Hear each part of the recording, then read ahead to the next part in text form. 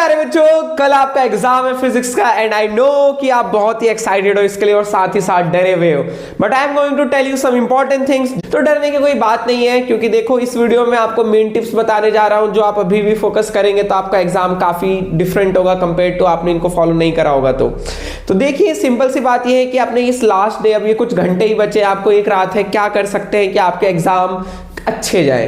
तो ये वीडियो सभी के लिए है, जिन्होंने अच्छे से पढ़ाई कर रखी है वो देख ले और जिन्होंने बिल्कुल नहीं पढ़ा है वो तो जरूर देख लें, ठीक है ना बच्चों। सबसे पहली चीज क्या है कि हमें मार्किंग स्कीम के बारे में पता होना चाहिए। कई बच्चों को नहीं पता होता, जो कि सबसे नेसेसरी चीज है। तो लेट्स सी।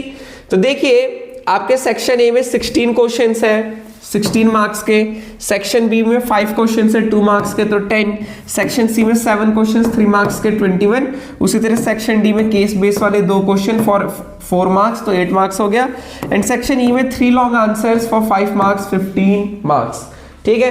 तो ये तो बेसिक जो था, दैट्स इट।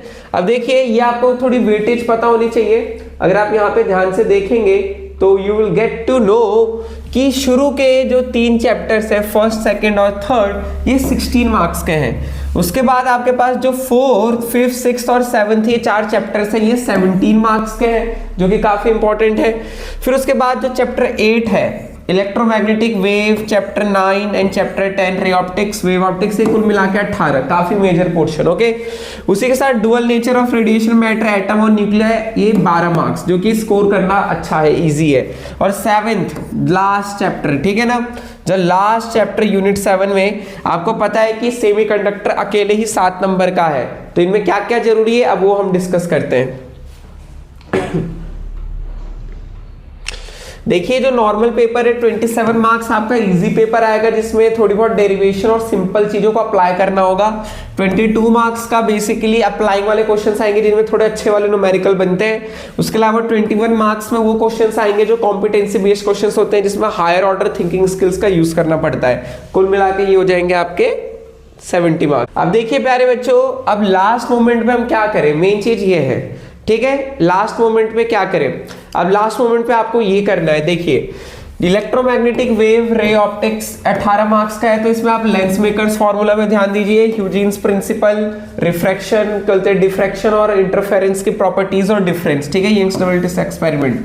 और साथ ही साथ प्रिंस पे ध्यान दीजिएगा, बेसिक चीज है, इतना करेंगे तो काफी चांसेस है कि अच्छा जाए। इलेक्ट्रोस्टैटिक्स में देखिए गॉस लॉ से जुड़े हुए सारे डेरिवेशन और उनकी चीजें क्लियर होनी चाहिए। किरचॉफ लॉ आपको पता होना चाहिए, किरचॉफ लॉ क्लियर होना चाहिए। और इलेक्ट्रिक पोटेंशियल, एनर्जी पोटेंशियल में से देखिए मैग्नेटिक इफेक्ट, अल्टरनेटिंग करंट को नहीं छोड़ सकते, 17 मार्क्स के पूरी यूनिट मिला के। तो मूविंग कॉइल, गैल्वेनोमीटर पता होना चाहिए, एलसीआर सर्किट पता होना चाहिए, एलसीआर सर्किट में कौन करंट आगे पीछे, इंपीडेंस क्या होता है, वॉटलेस करंट क्या होता है, ये सब पता होना चाहिए। मॉडर्न फिजिक्स में आपके पास जो काफी अच्छे अच्छे स्कोरिंग सब्जेक्ट्स होते हैं, स्कोरिंग छोटे छोटे टॉपिक्स होते हैं, एनर्जी, nth लेवल, स्पेक्ट्रम, तो ये चीजें क्लियर रखनी है, ठीक है ना। इलेक्ट्रॉनिक डिवाइसेस में देखिए 7 मार्क्स का अकेले ही काफी ज्यादा मार्क्स का है, तो हम छोड़ नहीं सकते, ठीक है। तो अगर आप पे टाइम कम है, जो कि बिल्कुल कम है, तो फिर भी आप current, electricity, ray optics, semiconductor, dual nature, atom, nuclear और ईएमआई और एसी तो जरूर देख लें, क्योंकि ईएमआई और एसी इलेक्ट्रोमैग्नेटिक इंडक्शन से अच्छे क्वेश्चन बनते हैं और एसी से न्यूमेरिकल, तो इनको मत छोड़ना, इनको देख लेना अच्छे से, ठीक है। ठीक है, तो आज आपको क्या करना है, एक बार डेरिवेशंस देख लेना आप अच्छे से, जिनको बिल्कुल नहीं आइडिया है। ग्राफ देख लीजिएगा, इक्विपोटेंशियल सरफेसेस, बाइंडिंग एनर्जी पर न्यूक्लियर वाला ग्राफ काफी इंपॉर्टेंट है। फोटो इलेक्ट्रिक करंट में बहुत सारे चलते, फोटो इलेक्ट्रिक का आइंस्टाइन इक्वेशन, उसमें ग्राफ है काफी सारे। और VI characteristics, PN junction, forward bias, reverse bias. Devices में एसी जनरेटर पढ़ लीजिएगा, ट्रांसफार्मर बहुत जरूरी है, उसमें लॉसेस याद रखिएगा। और लास्ट में आपकी जो डेरिवेशन होती है टेलीस्कोप की और कंपाउंड माइक्रोस्कोप की, और सेमीकंडक्टर से रेक्टिफायर, फुल वेव रेक्टिफायर और हाफ वेव रेक्टिफायर। और एग्जाम में अब देखिए जो इंपॉर्टेंट टिप जो जा रहे हैं, जो आपके काफी काम आएगी। Even if you don't know full solution, अगर आपको कोई आंसर पूरा नहीं आता, अटक जाते हो, तो फिर भी आप गिवन डेटा लिखो जो है, और आपको जो उससे रिलेटेड फॉर्मूलाज पता है जो लग सकते हैं उसके डेरिवेशन, उनको लिख दीजिए, ताकि आपको स्टेप वाइज मार्क्स मिले, ठीक है। यूनिट हर जगह बढ़िया चलाइए, एसआई यूनिट्स पे काम कीजिए, सिंपल सी बात है। इलेक्ट्रॉन वोल्ट और जूल में कंफ्यूज मत होना, बेसिक सी बात है। 1 electron volt is equal to 1.6 × 10⁻⁻19 joule. तो बहुत जगह इनको चेंज करने के लिए आता है, ठीक है, बच्चे नहीं करते हैं, ठीक है। अगर आप किसी थ्योरी क्वेश्चन में अटक जाए तो उससे जुड़े हुए डायग्राम्स बनाइए, क्योंकि डायग्राम की वजह से भी मसल मेमोरी एक्टिवेट होती है और वो चीजें क्लियर अप होने लगती है। जैसे कैपेसिटर में बनाया, डी है, डी डिस्टेंस है, एरिया ए है, इस तरीके से, ठीक है। तो राइटिंग क्लियर रखिएगा। न्यूमेरिकल जब आंसर सॉल्व करेंगे तो आंसर नंबरिंग अच्छे से करना है, ठीक है ना। और पहले फॉर्मूला लिखना है, फिर सब्स्टिट्यूशन करना है, ओके। और रे डायग्राम्स में एरो अच्छे से होने चाहिए और लेबलिंग होनी चाहिए, बिना लेबलिंग के डायग्राम्स में मार्क्स नहीं मिलते, ठीक है।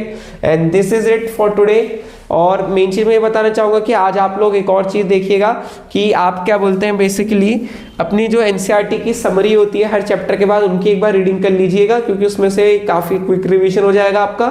और उसमें पॉइंट्स टू पॉन्डर होता है थोड़ा बहुत, तो आप उसे देख सकते हैं। कॉम्पिटेंसी बेस्ड या फिर जो एमसीक्यू में ट्रिकी क्वेश्चंस होते हैं उसमें से बनते हैं। और साथ ही साथ देखो प्यारे बच्चों, कल का दिन बहुत जरूरी है, तो आज रात को 6-7 घंटे की नींद बिल्कुल नेसेसरी है। ये नहीं कि आप रात भर पढ़ रहे हैं, कम से कम ट्राई कीजिए कि 6 to 7 मिनिमम की बात कर रहा हूँ, मतलब नॉर्मल तो 7 to 8, लेकिन 6 to 7 आवर्स की स्लीप लीजिए।